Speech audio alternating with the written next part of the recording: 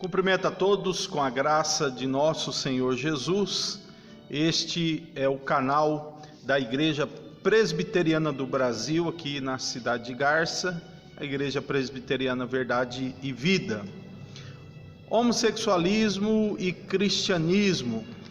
Será que há compatibilidade entre este comportamento, isto é, a homossexualidade, e esta fé que norteia o comportamento, isto é, o cristianismo? Eu vou tentar trazer algumas considerações aqui hoje, já que esse assunto sempre é polêmico, sempre pessoas tentam taxar outras com rótulos e com a maneira mais baixa possível de prejudicar, de difamar.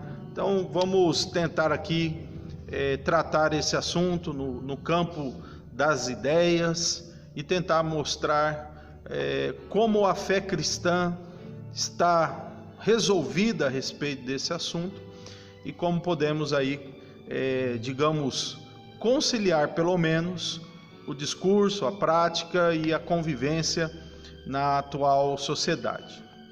Eu quero apontar algumas coisas que eu anotei aqui. Primeiro, a respeito aí do direito das pessoas a adotarem o comportamento que elas entenderem. Se pensamos que cada um é livre e a Constituição do nosso país, bem como as leis civis, permite a pessoa praticar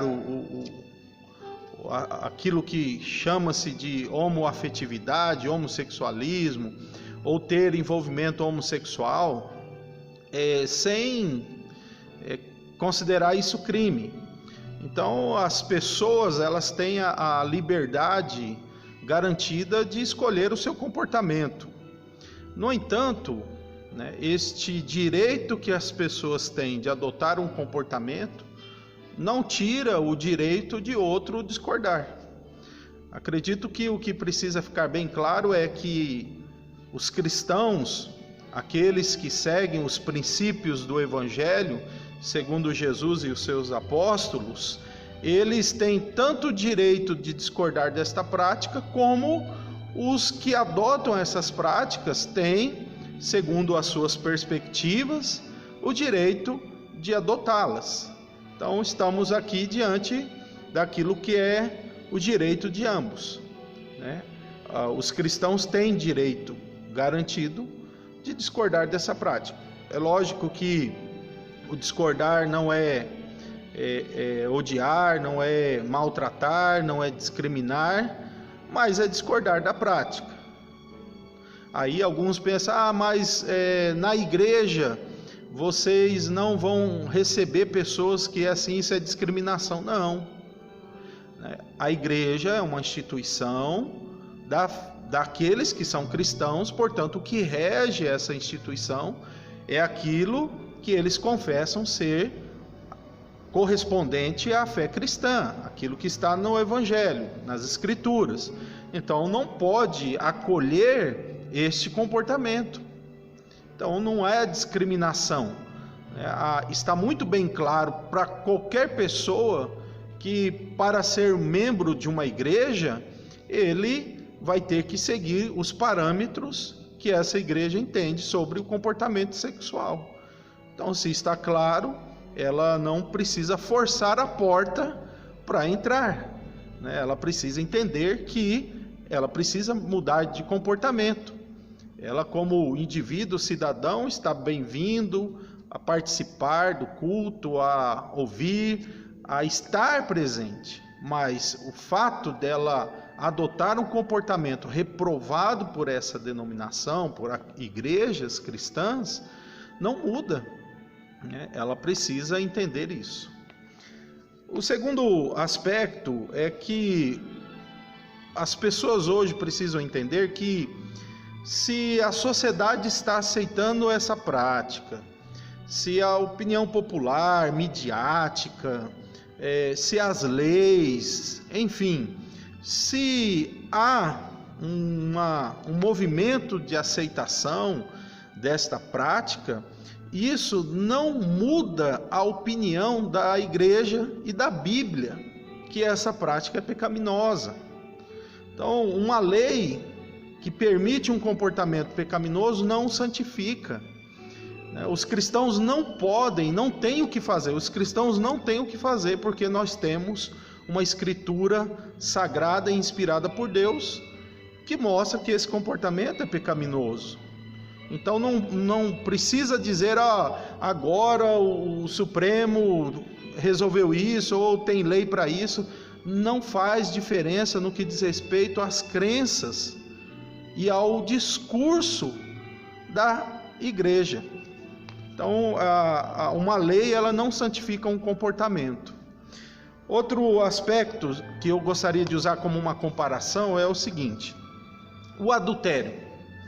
O adultério para os cristãos é reprovado tanto quanto o homossexualismo. Então, será que se houver um movimento, onde vão taxar outros de ou com a classificação adulterofobia, imagine, agora começar a adulterofobia. Por quê? Porque está criticando os adúlteros ou a prática adúltera. Então, assim, toda vez que você pensa, um pastor ou um pregador criticou a prática homossexual, isso é homofobia. Bom, então quando ele critica o adultério, é adulterofobia? Então, assim, é uma forma apenas de tentar cercear o direito da igreja e dos cristãos opinarem sobre este comportamento. Então, adultério, sexo fora do casamento, para a igreja é e continuará sendo pecado. Então a igreja ela vai continuar proclamando isso e oferecendo a essas pessoas acolhimento pastoral e direção dentro da Escritura, até que essa pessoa tenha de Deus a força necessária para lutar e continuar lutando contra essa prática, quer seja adultério, quer seja o homossexualismo. Tem outro aspecto, há pessoas que dizem, será que há cristão gay, Bom, vai depender muito de como você vai definir cristão e o próprio termo gay ou homossexual. Assim como não há cristão adúltero, embora há cristão que cai em adultério, da mesma forma não há cristão homossexual. Há cristão que cai em atos de homossexualidade, que precisa se arrepender e abandonar, tal como um adúltero, ou aquele que praticou o adultério. Então não tem como aceitar, ele é um cristão adúltero e ele vai continuar. Não, a Bíblia já mostra que isso é autoexcludente, não tem como. Então você que quer manter a fé cristã e ao mesmo tempo as práticas homossexuais, o que eu posso dizer claramente para você é que a Bíblia não aprova, não tem como unir isso. Então você ou serve ao Senhor ou serve à sua escolha sexual, não tem como unir as duas coisas. Então a Escritura ela é muito clara sobre isso e você deve continuar lutando, como diz a palavra de Deus, a mortificar os desejos carnais que estão aí orientados ou mal orientados para a homoafetividade, que segundo a Escritura é pecado. Então, quero finalizar aqui lendo a carta do apóstolo Paulo aos Romanos, onde mostra claramente a opinião cristã sobre isso. Então, volto a dizer que os cristãos não têm o que fazer. Não adianta achar que a igreja vai minimizar o seu discurso. Mas tem igreja que faz isso, tem pastor que faz isso. Bom, se eles estão minimizando, se eles estão tentando trazer atenuantes para o que a Bíblia diz, aí fica realmente complicado se eles estão sendo fiéis a Deus para ser fiel à pressão pública, a pressão que está aí acontecendo em todos os meios. Então eu quero aqui ler para vocês a passagem de Romanos capítulo 1, versículos 26 em diante, que diz assim: por causa disso Deus entregou a paixões vergonhosas, porque até mulheres trocaram o uso natural das relações íntimas por outro, contrário à natureza. Da mesma forma também, os homens, deixando o contato natural da mulher, se inflamaram mutuamente em sua sensualidade, cometendo indecência, homens com homens, e recebendo em si mesmo a merecida punição de seu erro. O que a Bíblia está dizendo aqui, a não ser reprovando essa atitude? Então, o que eu posso dizer para você, amigo, amiga, ou irmão em Cristo que está confuso nesta questão? Deus oferece perdão para esta prática.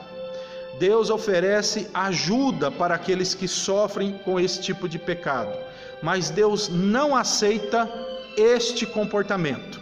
Por isso Ele enviou Jesus para morrer e ter Ele em Cristo a sua graça de perdoar esse pecado e pelo Espírito libertar e dar força àqueles que querem abandonar esta prática.